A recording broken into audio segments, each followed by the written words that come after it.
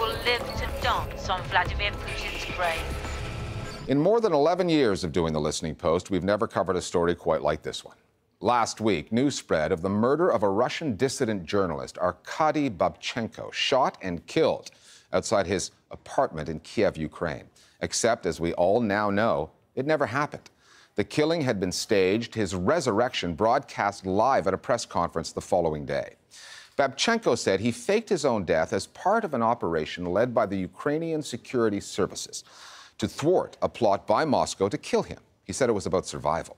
For others, though, it was a mere stunt that undermined Ukraine's credibility and could have serious consequences for other journalists down the road. This story is also part of an ongoing media battle, a larger geopolitical conflict between the Western-backed government in Ukraine and Moscow, which says that the initial breathless coverage of the Babchenko story is yet another example of how much of the international news media are intent on smearing the Kremlin. Our starting point this week is Kiev.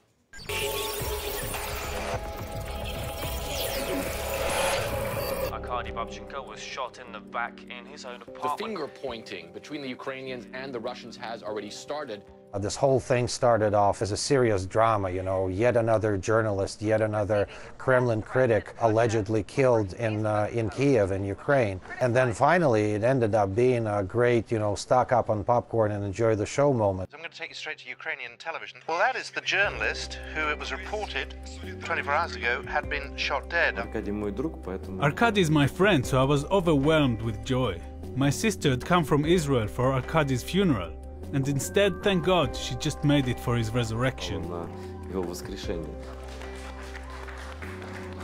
That clearly was not just simply a press conference, that was an act of theatre. It was a political stunt. We are relieved that Arkady Babchenko is alive, but the faked death has the potential of tempering public outrage when journalists are killed and hurt in the line of duty. Главная новость, конечно, это абсолютно идиотская инсценировка в Киеве, убийство российского журналиста и без того скандально известного Бабченко. It was a story arc that twisted and turned. After the mourning on day one and the relief on day two, came the ethical questions, most of which centered around Arkady Babchenko's cooperation with the Ukrainian Security Service, the SBU.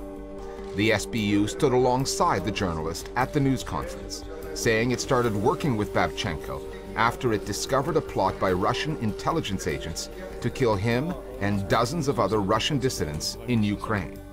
Babchenko agreed to surreptitiously cooperate with the SBU, he said, because there was no other way to save his own life. And it's that relationship, a reporter working with a spy agency, that organizations like the Committee to Protect Journalists, based in New York, take issue with.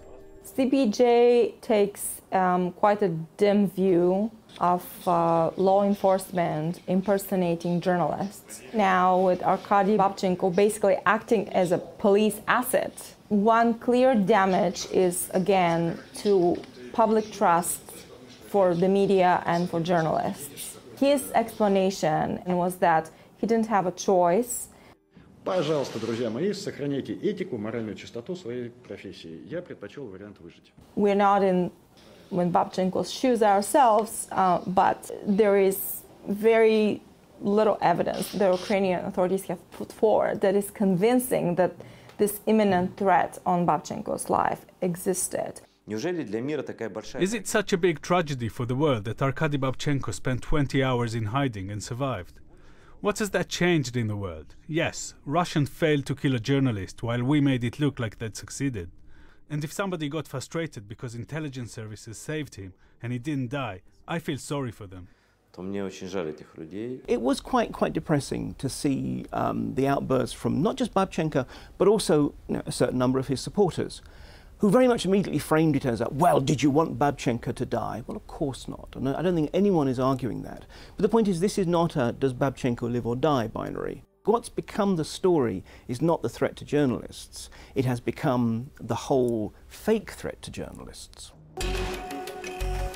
Arkady Babchenko is a former Russian soldier whose time in the army he fought in both Chechen wars, led him to journalism and the coverage of military conflicts.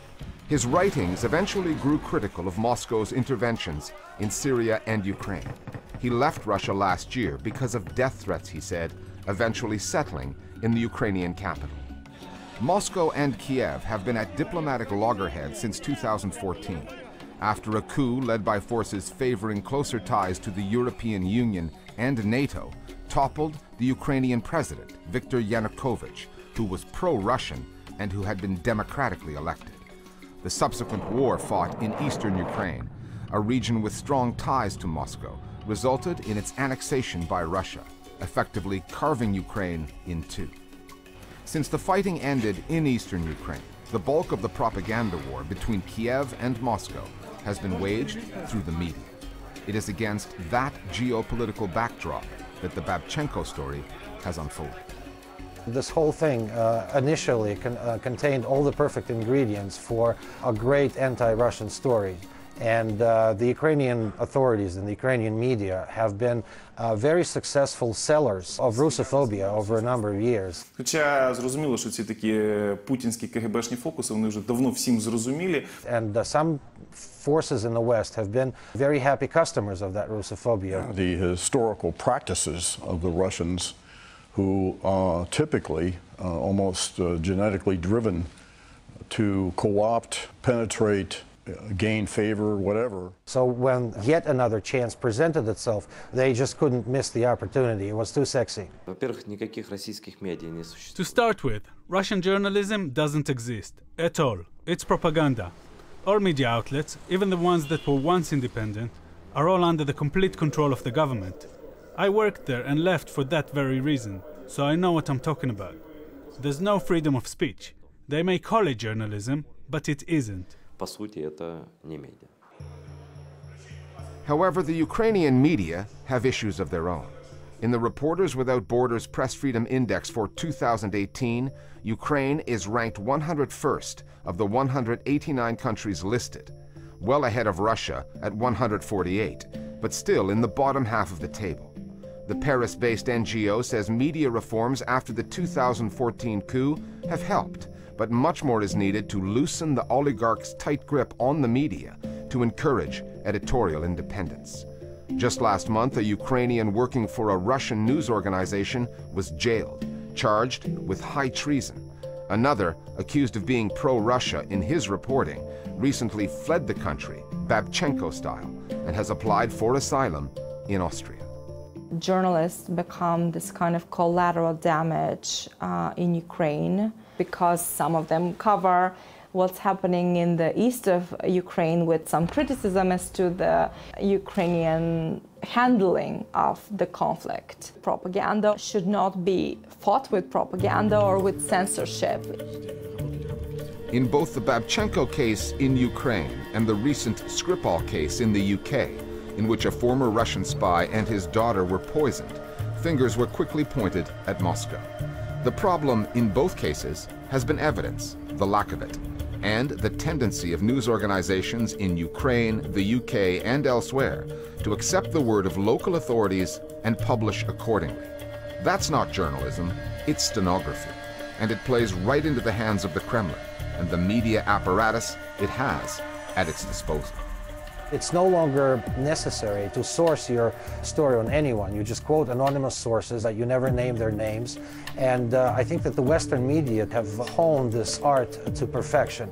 And this is something that a real journalist and real journalism shouldn't allow to happen. On one level, this is a conventional conflict being fought out with guns and missiles. On the other hand, it's also an information conflict. And the Russians have sort of blown out this great cloud of conspiracy theories and outright nonsense, really just almost giving a sense of, look, we'll never know what's going on. That's been one of the Russian strengths, is actually their capacity to create this sense where truth is unknowable. The information war is every bit as important as the one on the ground.